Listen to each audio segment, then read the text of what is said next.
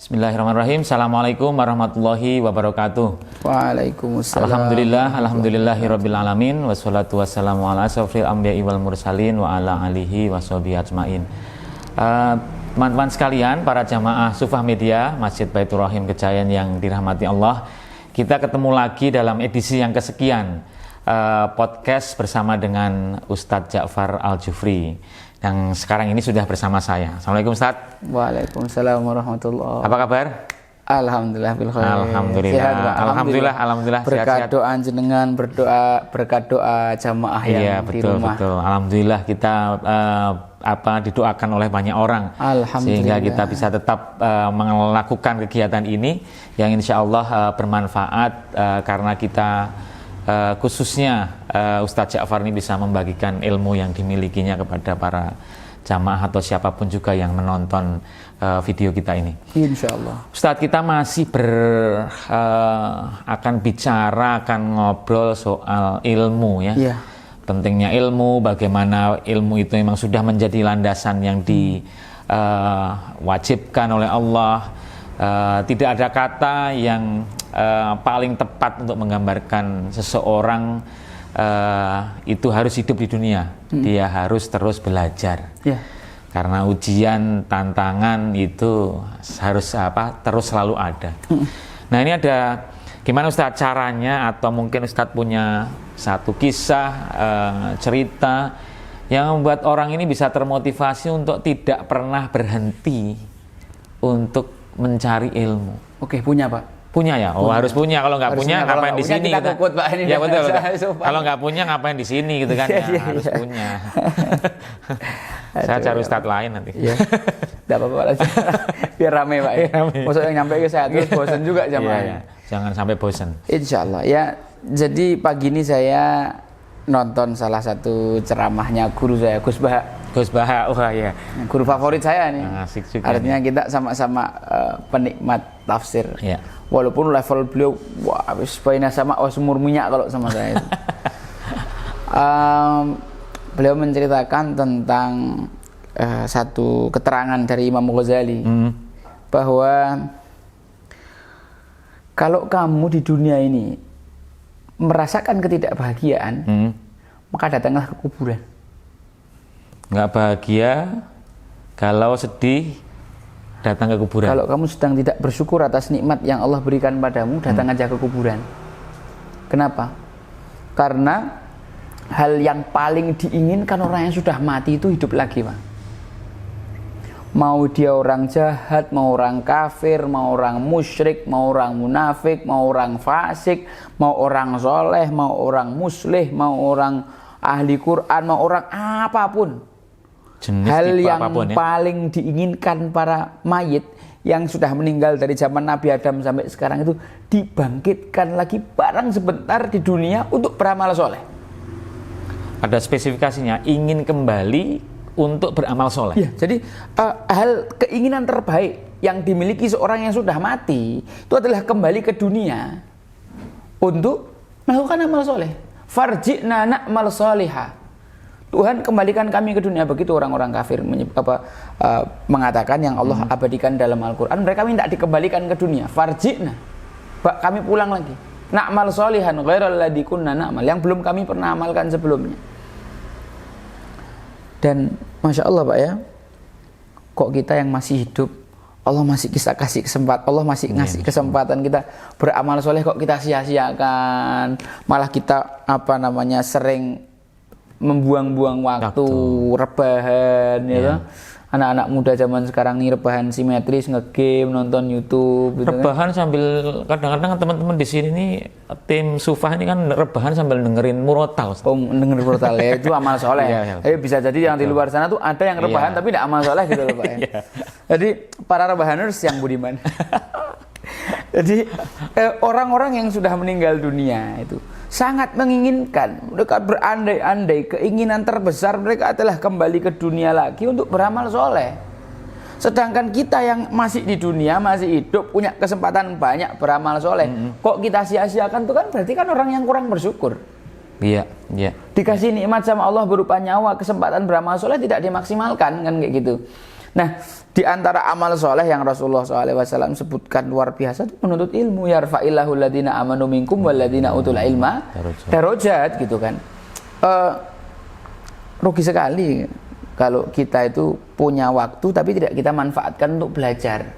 Bahkan dalam satu perkataan disebutkan dengan tolabul ilmi minal mahdi ilal lahdi. Dari sejak kita itu mahad dalam buayan ilal lahad sampai kita masuk liang lahat. Kok ada orang itu sudah malas menuntut ilmu, tandanya dia kesusu pengen masuk liang lahat, Pak. Ya, ya.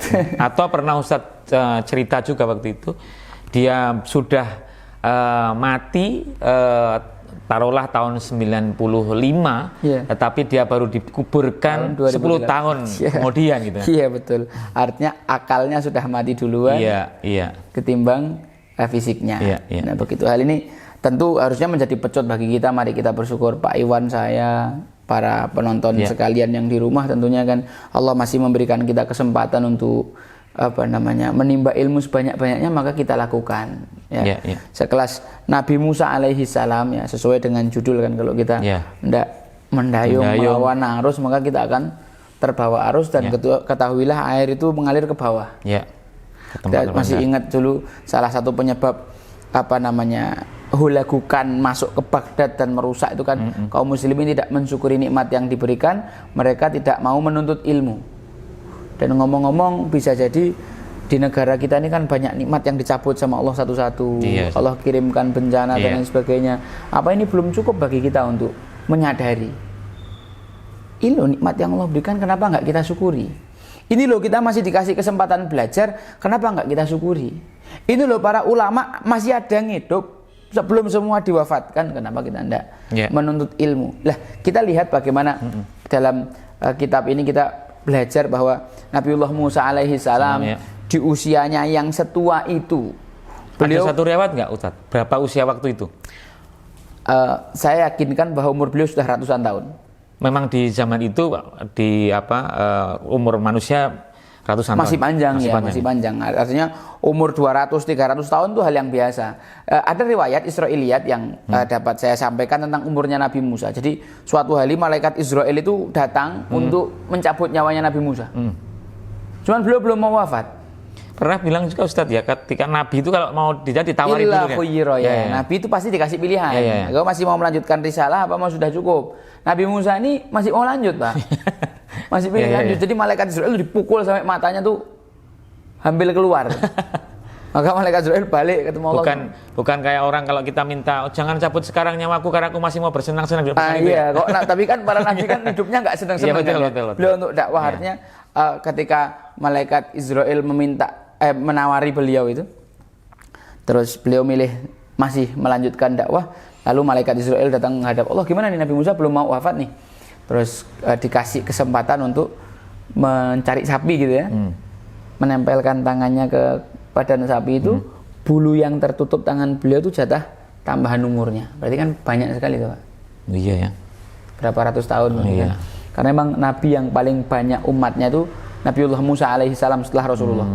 Jadi ketika dibangkitkan di hari kiamat itu, Rasulullah melihat ada satu umat yang sangat banyak, disangkanya umat beliau. Ditanya sama Jibril, ya Jibril ini umatnya siapa? Maka malaikat itu umatnya Musa, umatnya saudaramu Musa. Lah umatku mana? Oh nanti itu, saya ada lebih banyak lagi umatmu. Tapi yang umatnya Nabi yang paling banyak itu umatnya Nabiullah Musa alaihi salam. Artinya beliau seorang alim Bani Israel, seorang yang kalimullah, yang berbicara langsung dengan Allah, ulul azmi, mendapatkan kitab Taurat, seorang rasul dengan ilmu yang sekian banyak itu, beliau masih berkepentingan untuk upgrade diri. Apa bukti kesungguhan Nabi Musa upgrade? Ya yang sudah kita sampaikan di pertemuan sebelumnya. La abrahu hatta ablugha majma'al bahraini aw amdiya hukuba. Saya siap berjalan kaki setahun. Dalam riwayat lain saya siap berjalan kaki 80 tahun hanya untuk upgrade diri, Pak. Karena memang secara zahir sesuai dengan ilmu yang Nabi Musa punya. Nabi Musa itu orangnya jujur, terbuka gitu ya. Dan orang menyampaikan apa yang beliau ketahui. Setahu beliau memang tidak ada orang yang lebih alim daripada beliau. Itu setahu beliau. Tapi kan begitu Allah tegur, beliau juga fair orangnya. Oke, fine, berarti ketika Allah Subhanahu wa taala perintahkan aku menuntut ilmu kepada orang yang lebih tinggi ilmunya, ya dilakoni sama beliau. Ya. Bahkan beliau rela menempuh perjalanan panjang. Sekarang ada yang sudah merasanya secara keilmuan lebih tinggi, rambutnya sudah putih, dah gengsi Pak kalau gitu. mau belajar. Kok nyebut-nyebut terus rambutnya udah putih, jangan gitu. Loh, rambutnya jenengan kan masih hitam. Oh iya, pecinya aja. Iya. Enggak, jangan. Kalau saya enggak, kalau jenengan kan kita udah fix lah. Iya. Ini beliau ini Masya Allah kan, apa namanya, masih melazimi ilmu, menemani kami seminggu sekali untuk belajar. Iya. Iyalah.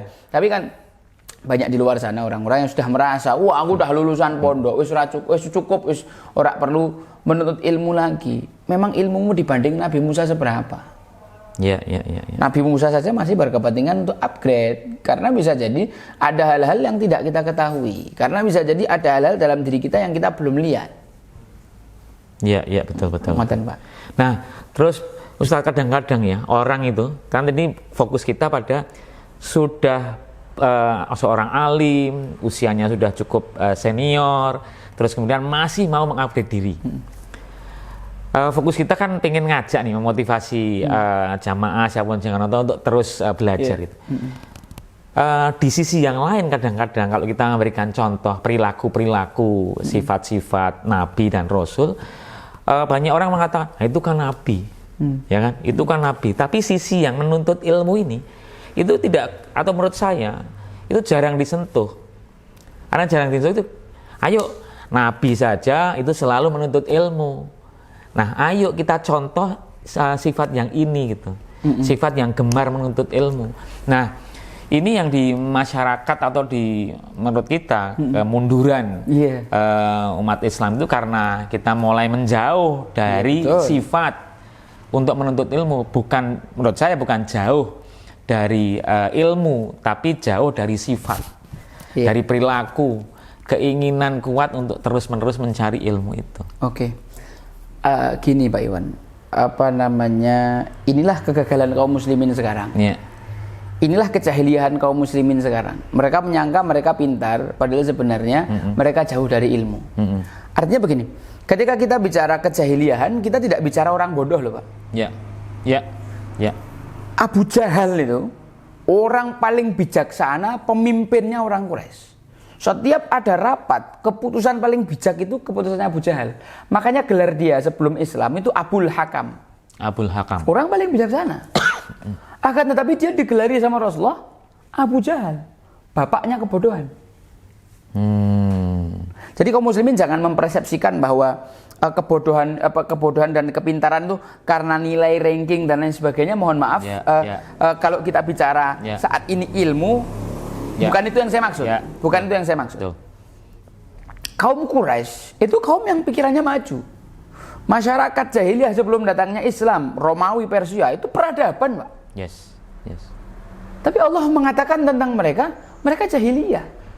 Mereka orang-orang bodoh. Ya dhunnuna billahi ghairal haqqi dhannal jahiliyah. Mereka menyangka tentang Allah dengan dhannal jahiliyah. Tauhidnya bermasalah, ini kejahiliaan. Tabarrajna tabarrujal jahiliyatil ula, mereka bersolek seperti para wanita jahiliyah, para wanita jahiliyah. Ini merupakan kejahiliahan di level keluarga, ada individu, ini level keluarga. Kalau ibu jahiliyah, keluarga pasti berantakan. Hamiyatal jahiliyah, ada asobiyah atau fanatisme golongan tidak berdasarkan Islam. Jahiliyah dalam tataran sosial. Afa hukmal jahiliyat yabghun, hukumnya jahiliyah, kejahiliahan dalam tataran negara, gitu loh. Berilmu pengetahuan tapi jahiliyah juga bisa. Betul ya. Secara akademis mereka pintar sekali, gitu loh. Akan tetapi ternyata menilai orang itu jahil atau alim adalah bagaimana dia bisa menerima ilmu Islam, maksudnya hidayah Allah Subhanahu wa taala berupa Al-Qur'an dan As-Sunnah. Makanya ini sesuai dengan hadis Rasul, taraktu fikum amroini in tamassaktum bihima lan tadillu abada. Aku tinggalkan dua hal yang kalau kalian pegang kalian tidak akan tersesat selama-lamanya. Logika terbaliknya, kalau kau tinggalkan tidak kau pegang teguh berarti kau tersesat selama-lamanya. Lah, ketika kaum muslimin jauh dari Al-Qur'an dan As-Sunnah, maka mereka akan tersesat. Mereka menyangka pintar padahal mereka tidak punya ilmu. Saya dulu pernah sampaikan sama jenengan betapa para sahabat radhiyallahu anhum ketika mendengar kata ilmu yang ada di benak mereka pertama kali itu adalah Al-Qur'an dan As-Sunnah. Nah, di sini mau saya ulang lagi bagaimana kita mengatasi krisis keilmuan yang dialami anak-anak zaman sekarang itu. Saya kembalikan lagi. Saya akan berusaha mengulang ini sampai jenengan paham, dan insya Allah semua orang yang nonton harus paham juga karena ini satu pondasi. Sampai-sampai Ustadz Budi Asyari itu ketika membuat buku kurikulum kutab di buku yang pertama, asar ini dijadikan sebagai pondasi. Asar itu apa-apa yang dinisbatkan kepada para salafus saleh, baik tabi'in, tabi'ut tabi'in ataupun para sahabat berupa perkataan atau perbuatan mereka itu asar. Bisa jadi itu dari Rasulullah, bisa jadi mereka nyontoh Rasulullah, bisa jadi keluar dari kebijaksanaan mereka, karena insya Allah kebijaksanaan mereka tidak ada yang keluar dari Al-Quran dan Sunnah. Jadi tentang seorang sahabat namanya Abdullah bin Jundub yang ditanya sama tabi'in, kenapa iman kalian luar biasa, kenapa kami tidak? Maka jawabannya sahabat, kunna ma'a Rasulillah sallallahu alaihi wasallam wa nahnu fityanun hazawirah ta'allamnal iman qoblal Qur'an. Kami dulu pas masih muda sama Rasulullah itu, kami belajar iman dulu baru Qur'an. Kami belajar iman baru Qur'an.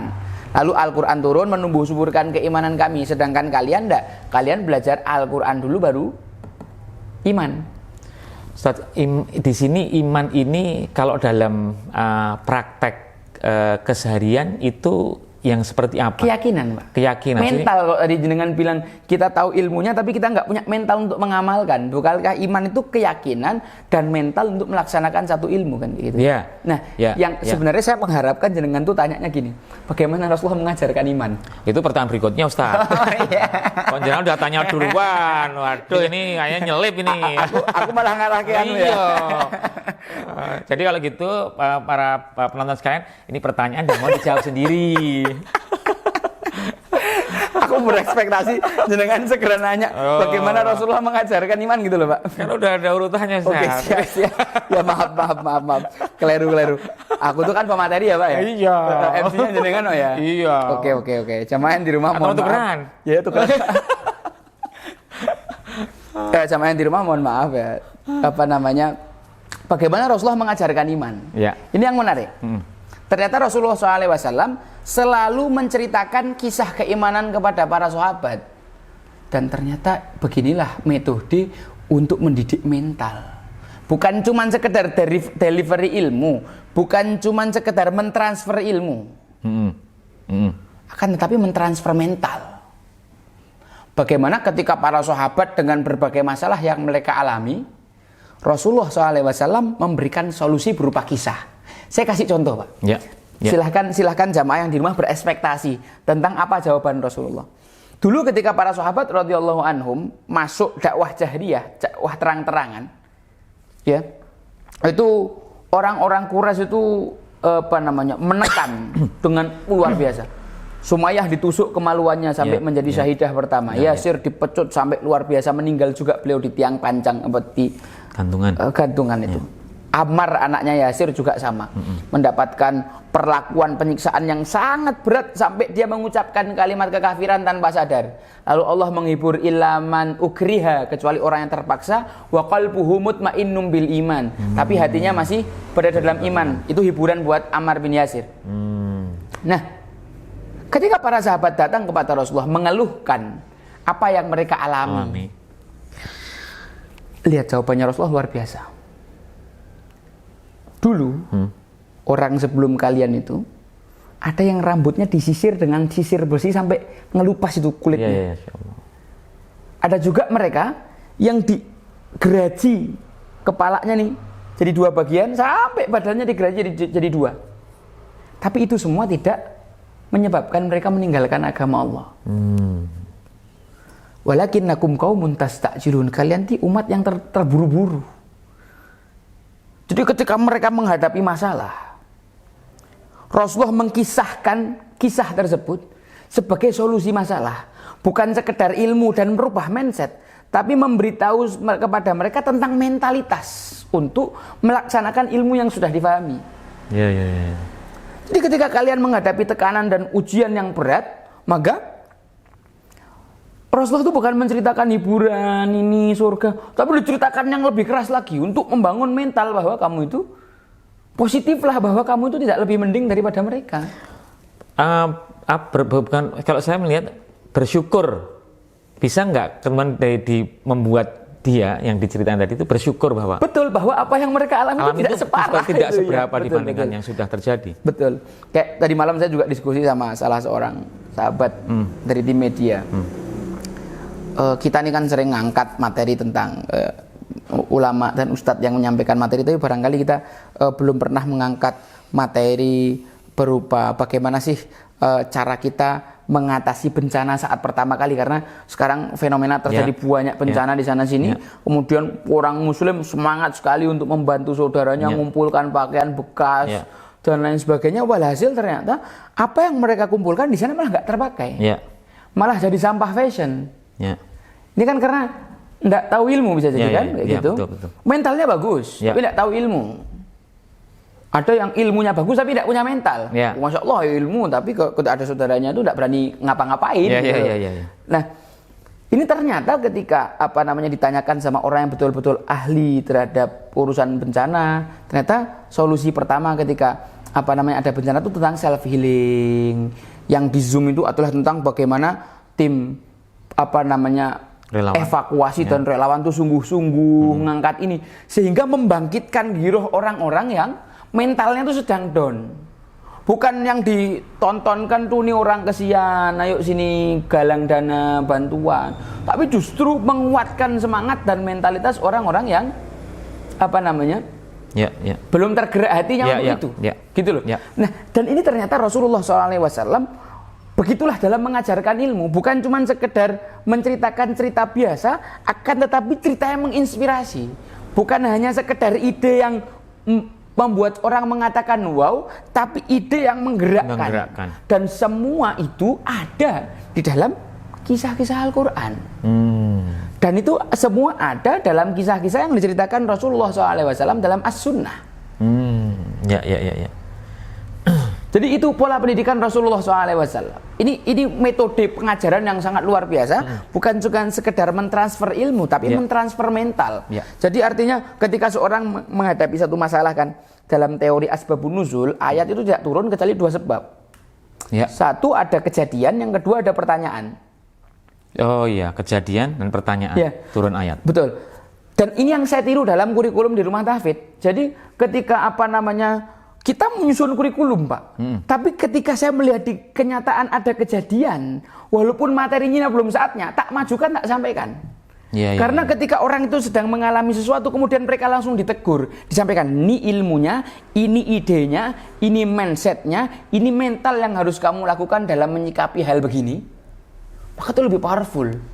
Ilmu yang kemudian disampaikan pada waktu suasana kebatinannya mendukung. Betul. Nah, itu sehingga apa? Menggerakkan seseorang untuk tahu bagaimana cara menyelesaikannya, apa solusinya, dan dia punya mental untuk melaksanakan itu. Gitu.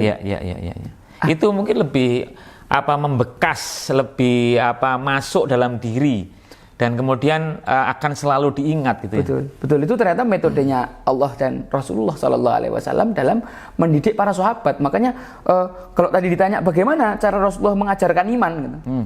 Rasulullah menyediakan waktu khusus untuk berkisah kepada para sahabat radhiyallahu anhum, selain ketika setiap mereka mengalami masalah Allah akan turunkan ayat atau Rasulullah akan menyampaikan hadis beliau untuk mengatasi masalah-masalah tersebut. Nah, masalahnya begini. Umat muslim tuh menyepelekan tentang kekuatan Al-Qur'an dan As-Sunnah, Pak. Wah, ini mereka nyepelekan sekali. Nyepelekan ya. Wah, ini kan itu kan kisah Nabi, itu kan Nabi ya kan, seperti yang jenengan bilang tadi. Hanya begitu loh. Nabi itu tidak mungkin bisa ditiru. Allah itu tidak mungkin menceritakan sesuatu yang tidak penting. Dalam rangkaian sejarah ada ribuan triliunan manusia yang hidup. Allah pilihkan kisah-kisah terbaik yang menjadi kunci dalam menyelesaikan semua masalah kehidupan. Lah ini kok orang nyepelekan loh, kok itu nabi. Allah Subhanahu wa taala ceritakan kisah nabi ini untuk jadi patokan. Nek kowe gor loro seminggu kayak lo Nabi Ayub 18 tahun. Contohnya. Nek kowe sugih sithik wis kemenyek tuh lo Nabi Sulaiman. Ya. Kalau kau menderita tuh lo Nabi Muhammad jauh lebih menderita.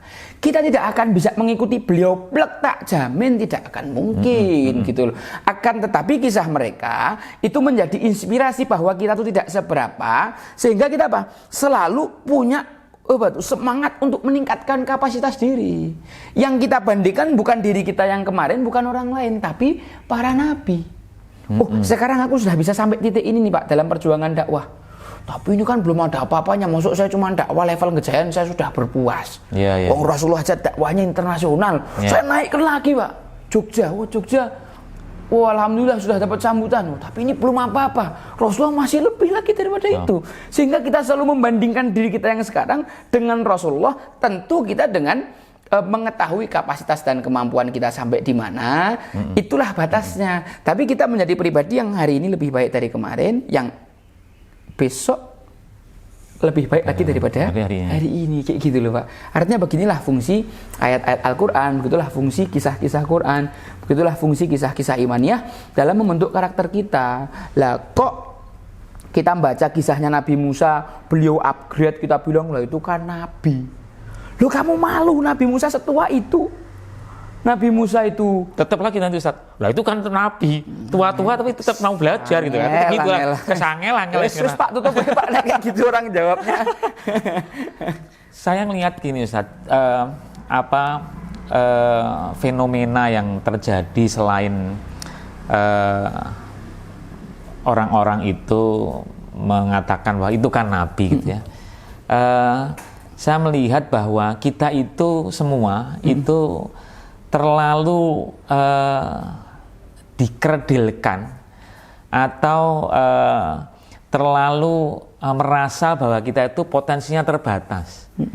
Padahal Allah sudah membuka melalui banyak kisah di sini bahwa semua manusianya itu, semua manusia yang Allah ciptakan itu ya potensinya sama. Allah cukup adil memberikan potensi yang sama. Waktu toh sama gitu kan. Allahnya juga sama. Iya betul. Dari zaman dulu sampai dengan zaman sekarang tetap sama, mataharinya juga sama dan segala macam. Tapi ini yang mungkin mesti kita rombak gitu ya, secara pelan-pelan bahwa ya itu tadi bahwa manusia itu potensinya jauh lebih besar dengan apa yang dia pikirkan. Betul. Ya itu Pak. Karena begini ya, lagi-lagi itu sebabnya karena orang jauh dari ilmu. Ya. Andai kan orang dekat dengan ilmu, saya kasih satu rumus saja. Innallaha inda dhanni 'abdi. Sesungguhnya Allah sesuai prasangka hambanya. Mungkin dalam hadis qudsi Allah sebutkan inni sesungguhnya aku inda dhanni 'abdi bi, sesuai prasangka hambaku padaku. Kemudian kalau kita mau baca teori ilmiahnya, mungkin teman-teman yang di rumah pernah baca buku atau penelitian tentang the law of attraction. Bahwa daya tarik alam semesta itu sesuai dengan apa yang kita pikirkan. Apa yang kita pikirkan jadi apa yang kita omongkan. Apa yang kita omongkan jadi apa yang kita lakukan. Apa yang kita lakukan jadi kebiasaan. Kebiasaan jadi karakter jadi nasib. Dan alam semesta akan mendukung itu. Itu sesuai kan dengan, anggaplah kalian nggak mau baca hadisnya, tapi kan sesuai dengan teori itu tuh ada gitu loh. Dan Allah Subhanahu wa taala lebih menguatkan itu. Dan ternyata kita diajarkan dari kisah-kisah para nabi itu untuk menjadi orang yang selalu husnudzon kepada Allah. Bahwa manusia itu tak terbatas. Oke lah, anggap kita terbatas. La haula wala quwata illa billah. Tapi Allah selalu sesuai dengan prasangka hambanya. Kalau hambanya meminta, kalau hambanya ini dekat kepada Allah Subhanahu wa taala, Allah tinggal bilang kun fayakun. Maka selesai, tidak ada yang mustahil. Kata-kata impossible itu harus dirubah. I'm possible. Ya kan? Saya bahasakan gimana ya. Kemarin saya hari Senin sore itu saya datang ke silaturahmi ke salah seorang guru kita, Kiai Haji Umar Fakihuddin, yang menjadi pengasuh pondok pesantren Zabisa, Zaid bin Sabit Temanggung. Panjenengan ngertos tahu, nih. tahu.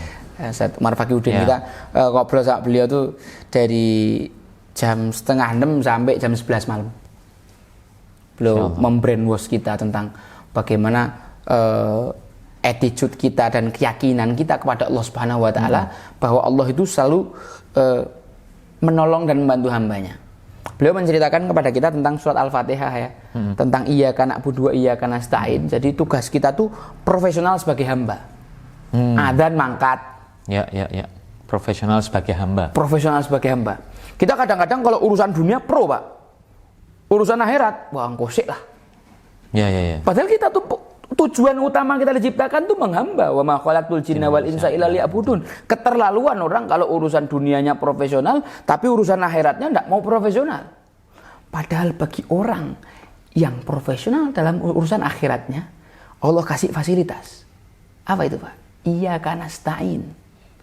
Kepadamulah kami meminta pertolongan. Seperti orang yang profesional di dunia pekerjaannya, dia akan nyaman minta fasilitas sama bosnya. Bos, ini kayaknya mobil saya soak ya, belikan mobil baru. Wah, laptop saya udah soak ya, belikan laptop baru. Kalau bos di dunia aja kayak gitu, apalagi Allah kan. Kalau kita profesional menghamba sama Allah, kita ngaji sehari 1 juz. Bahkan kemarin kita diminta sehari 5 juz, Pak. Masya Allah. Sehari 10 juz. Semua sunnah kita lazimi, sholat duha 12 rakaat, sholat malam 2 jam. Wah, ini kalau orang profesional sebagai hamba, maka Allah Subhanahu wa taala akan kasih fasilitas dia berupa apa? Meminta. Kalau kita bisa minta, kenapa kita perjuangkan, bahasa beliau gitu. Daripada kita capek-capek nyelengi sebulan dapat sekian, berarti setahun dapat sekian, berarti kalau mau dapat sekian harus sekian. Kita profesional aja jadi hamba, terus kita minta, ya Allah saya minta mobil, plek datang. Selesai. Dan ini sudah banyak dialami para guru-guru kita. Ustadz saya itu enggak ada pekerjaan duniawi beliau yang khusus itu. Udah kerjaannya ngurusi pondok, ngurusi umat. Tapi ternyata urusan dunianya, rizkinya dibukakan sama Allah. Kalau tanah di Boyolali itu nggak laku, Pak. Tawarkan sama beliau jadi rebutan. Itu loh. Artinya rizki kita itu tergantung kualitas penghambaan kita kepada Allah. Dan dikabulkannya doa atau tidak itu tergantung prasangka kita kepada Allah. Gitu loh. Seperti kita datang ke warung bakso. Kita datang, kok panjang banget kayaknya ya. Kita datang ke warung bakso, duduk di samping kasir, diem tok, Pak. Kira-kira disuguh bakso enggak? Enggak, pesen dulu kan? Iya, betul. Rizki kita juga kita pesen sama Allah, kita minta. Ya Allah, aku mau ini. Sebut berapa nominalnya. Profesional jadi hamba, maka fasilitas itu bisa kita gunakan. Kita minta sama Allah, kita husnudzon, maka Allah akan memberikan sesuai dengan apa yang kita minta. Orang-orang yang merasa terbatas potensinya adalah orang yang tidak merasa dekat sama Allah. Dia yang tidak meyakini Allah itu kun fayakun kalau punya mau. Jadi alam itu ada dunia, ada dua. Alam itu ada dua. Alamul khalqi. Di dalam alamul khalqi ini berlaku hukum sebab musabab. Kita pengen ini harus berusaha. Tapi ada alamul amri. Alamul amri itu innama amruhu idza arada syai'an ayakul lahu kun fayakun. Jadi ketika kita menjadi hamba Allah, kita menjadi walinya, la in sa'alani la'utiyanna. Apapun yang dia minta padaku akan kuberi. Bagi Allah memberi, cuman duit 100 miliar dalam sebulan bisa kun fayakun. Barusan kemarin salah seorang teman saya cerita, saya tuh baru profesional, maksudnya beribadah itu barusan sebulan ini. Kita mendirikan masjid ya. Saya baru 1 hari 1 juz. Kemudian Ustadz datang minta saya sehari 5 juz. Kemudian saya baru coba sehari. Tiba-tiba saya kedatang pegawai pajak. Kemudian menyodorkan kepada saya nih pajak 400 juta. Saya kaget, senangnya luar biasa. Karena harusnya jatah saya bayar pajak tuh 5 miliar. Sama Allah tiba-tiba disodori tinggal 400 miliar. Padahal dia baru profesional sebagai hamba beberapa hari, Pak.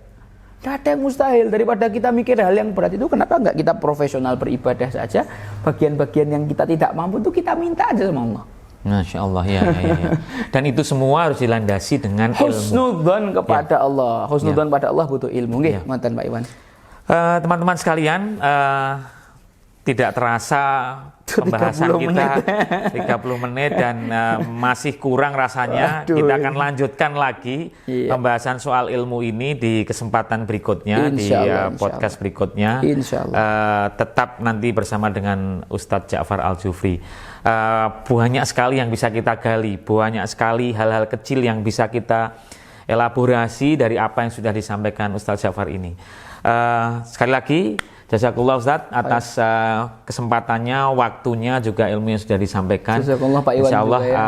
akan bermanfaat buat siapa saja. Jangan lupa upgrade Pak ya. Jangan lupa upgrade dan jangan lupa saya ingatkan untuk mendukung program kita ini, silahkan berdonasi di nomor yang di bawah ini ya.